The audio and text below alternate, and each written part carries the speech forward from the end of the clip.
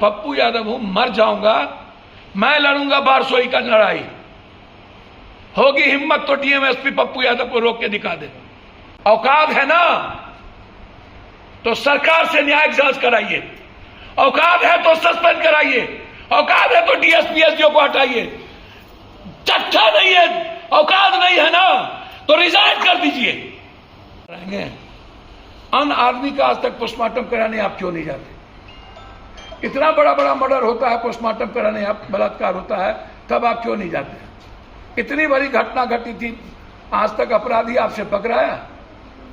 एक अपराधी तो आपसे पकड़ाया नहीं, फिर थपथपाते हैं जनप्रतिनिधि और अच्छे लोगों पर केस करके। एक अपराधियों को गोली मारने की हिम्मत नहीं है, औकात खत्म हो गई, और फिर थपथपाते हैं आप जनता पर। ये करने के बाद दूसरी चीज मैं उनसे ये बात कहना चाहूंगा कि आप हमको एक बात बताइए, आपने जिस वीडियो को फेंका, उस वीडियो की जांच सत्यता आप कहां से ले आए तुरंत? वो रील्स हैं कि क्या है, टाइमिंग क्या है? आप इतने बड़े एक्सपर्ट हो गए, आप सभी चीज के एक्सपर्ट आप ही हो गए, तो सारा यहां से हटा दीजिए और डीएम साहब आप सब तरह के एक्सपर्ट का काम कर लीजिए। आपकी कोई टीम नहीं आई और आप एक्सपर्ट भी हो गए। सिर्फ अपने बचना के लिए पुलिस हेडक्वार्टर को आंख में धूल झोंकने का काम किया है। सारी बिंदुवार वो गलत हैं। मैं चैलेंज करता हूं, आप यदि सही हैं तो इसकी तत्कालीन आप लिखित भेजें और हाईकोर्ट के वर्तमान न्यायाधीश से आप जांच कराएं। हमको सीबीआई पर भरोसा नहीं, सीबीआई तोता बनी हुई है भारत सरकार। हम तत्कालीन जांच चाहते हैं। मैं मान लेता हूं कि पुलिस का बयान सही हो, तो क्या जनता इतनी झूठी हो गई और जनता गलत हो गई?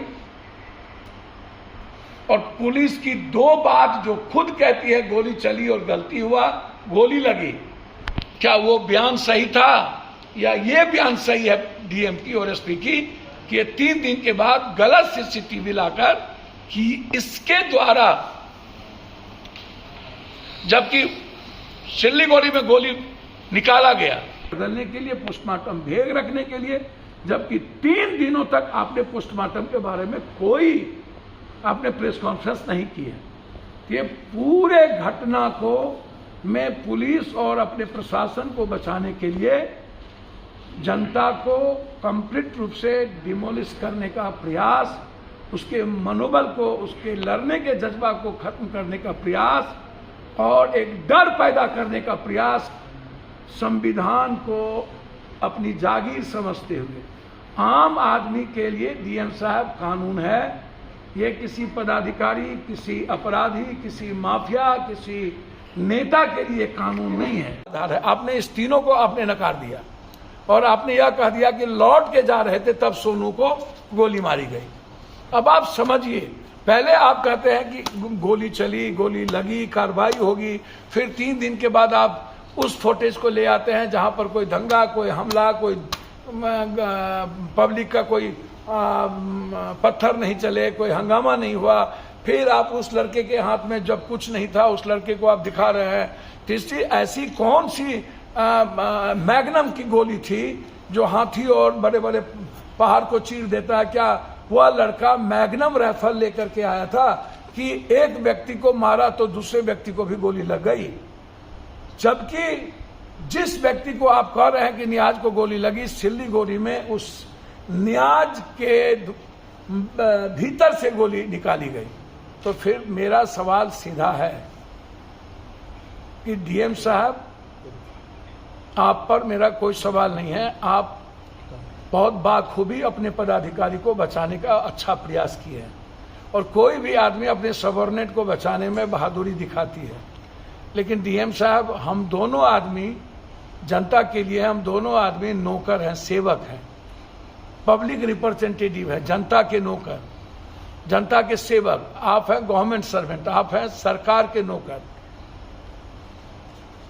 और जब गलतियां हुई तो वो उसको सस्पेंड करने में आपको हिम्मत नहीं दिखाई, आपने उसको तत्कालीन वहां से हटाने की हिम्मत नहीं दिखाई, आपने उसको कार्रवाई नहीं दिखाई, आप पब्लिक पर कार्रवाई। आप यहां पोस्टमार्टम रिपोर्ट में बिना परिजन के, खुर्शीद के परिजन के आपने कैसे करा दिया पोस्टमार्टम? ये कौन से राइट थे, कौन से कानून थे, और मजिस्ट्रेट क्यों नहीं थी? मुद्दे भी आप, मुदाले भी आप थाना प्रभारी आपके केस किए, मुद्दे भी वही, मुदाले भी वही। किसी पब्लिक के डोमेन से केस नहीं हुआ, किसी पब्लिक के गवाह पर केस नहीं हुआ। आपको जो मन में आया पूरा का पूरा बारसई का पदाधिकारी, जिला मुखिया से लेकर के जिला परिषद से लेकर के नगर उपाध्यक्ष से लेकर के सबको आपने केस में डाल दिया। अच्छे भले जितने लोग मिले जिससे दुश्मनी आपको साधनी थी, आपने उसको केस में डाल दिया। 1200 आपने इसलिए डाल दिया था कि कोई आपका विरोध न कर सके, हिम्मत न करे, सबके मन में यह रहे मुझ पर केस है कि मुझ पर केस है। मैं डीएम साहब, एसपी साहब से पूछना चाहता हूं कि केस का आधार क्या था? क्या सीसीटीवी फुटेज के आधार पर आपने देखा कि किसी जनप्रतिनिधि के हाथ में पत्थर थे? क्या किसी जनप्रतिनिधि ने स्पीच में कहा कि जाओ तोड़ दो? क्या किसी मुखिया, किसी जिला परिषद ने, किसी ने आपको कहा कि नहीं पुलिस की राइफल छीन लो, चलो हम मारते हैं, हमला करो? क्या तोड़ने में कोई जनप्रतिनिधि आपको सामने में आए?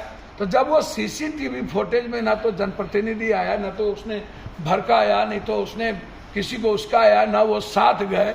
जब आपकी गोली चलने के पहले हंगामा, एक बार पुलिस भाग गई, 3 घंटे से वहां जनता बैठी थी, एसडीओ घर से नहीं निकला। इतना अहंकारी एसडीओ की यदि वो बात कर लिए होते, ले लिए होते, तो इस तरह के परिस्थितियां पैदा नहीं होती है। जब आपको एसडीओ पर कार्रवाई, वहां के डीएसपी पर कार्रवाई करने में आपके पेट में दर्द क्यों है? क्यों बचाना चाहते हैं? 3 घंटा से हम बैठे रहे, उसके बाद हम एक बार पुलिस जब निकली तो लोग भाग गए। पूछता है यहाँ के एमपी जदयू के, यहाँ कांग्रेस के लोग, कांग्रेस के नेता, यहां माले ने सपोर्ट किया है। 3 दिनों के बाद आप औपचारिकता निभाने जाते हैं। एक भी परिवार को आप ना तो आर्थिक मदद करते हैं, आपकी औकात और हिम्मत क्यों नहीं होती है? एक डीएम एसपी आपको औकात दिखाता है जनप्रतिनिधि को। डीएम एसपी भी हमारे जनता के लिए है और हमारे एमएलए एमपी मंत्री भी जनता के लिए है, मुख्यमंत्री भी जनता के लिए। हम डीएम एसपी के का रेस्पेक्ट को कम नहीं कर रहे हैं, लेकिन डीएम एसपी जिस तरीके से जनप्रतिनिधि को केस में फंसाया है और जिस जनता के द्वारा आप चुनाव आप जीतने जाते हैं, चोरी भी, सीना चोरी भी, शीशे के घर में रह करके डीएम साहब पत्थर फेंकिएगा, सूप बाजे तब बाजे, चलनियों बाजे, गोली चला करके आप उल्टे हम ही को डराइएगा, आंख दिखाइएगा, मैं पप्पू यादव हूं, मर जाऊंगा, मैं लड़ूंगा बारसोई का लड़ाई। होगी हिम्मत तो डीएम एसपी पप्पू यादव को रोक के दिखा दे। एक एक जनप्रतिनिधि जिसको इन्होंने केस में डाला है, मरते दम तक हम सुप्रीम कोर्ट तक जाएंगे। इस बयान के आधार पर हम हाई कोर्ट तक जाएंगे। लेकिन यहां के कायर, कमजोर और मौत जनप्रतिनिधि सबसे हम जानना चाहते हैं, सरकार होते हुए आप जनता को लवारिस छोड़ दिए, मरने छोड़ दिए और मौत के बाद आप घड़ियाली आंसू बहाने जाते हैं, राजनीति करने जाते हैं। औकात है ना तो सरकार से न्यायिक जांच कराइए, औकात है तो सस्पेंड कराइए, औकात है तो डीएसपी एसडीओ को हटाइए। चट्टा नहीं है, औकात नहीं है ना तो रिजाइन कर दीजिए, चुल्लू भर पानी में डूब के मर जाइए। हिम्मत है तो दिखाइए पप्पू यादव को और कटिहार की जनता को कि बारसोई के एमएलए घर घर में टॉर्चर कर रहा है। नामर्द जनप्रतिनिधि सब सरकार रहते हुए जो पदाधिकारी चाहते हैं वही होता है इस बिहार में। यह स्वीकार, पहले जनता है, पहले देश नहीं है। पप्पू यादव के लिए देश बाद में, जनता पहले। मेरे लिए जनता पहले, भगवान बाद में। जनता के साथ कोई समझौता इस जन्म में क्या 7 जन्म में नहीं होगा। चाहे वो पुलिस के पीटते पीटते गोलू को मुजफ्फरपुर में मार दिए हो, चाहे दरभंगा में ढूंढ करके आप 100 महिलाओं को बिना महिला पुलिस के आपने लाठीचार्ज किया हो। आपको बालू और शराब माफिया से लड़ने की तो औकात नहीं है। आप लड़ते हो भले मुखिया, जिला परिषद, वार्ड सदस्य समिति से, चुल्लू भर पानी में डूब के मर जाइए पदाधिकारी लोग।